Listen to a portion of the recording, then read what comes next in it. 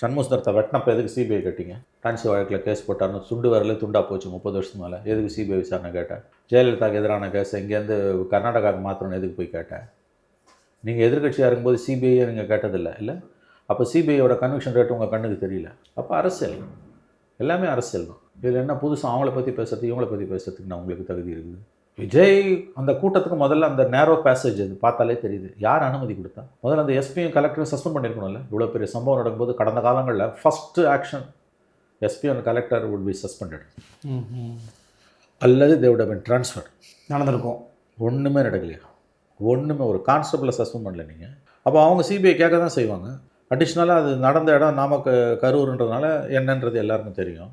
எல்லாருக்கும் ஒரு சந்தேகம், எல்லாருக்கும் சந்தேகம் இருக்குது. இப்போ இவ்வளோ தூரம் வந்துடுச்சு.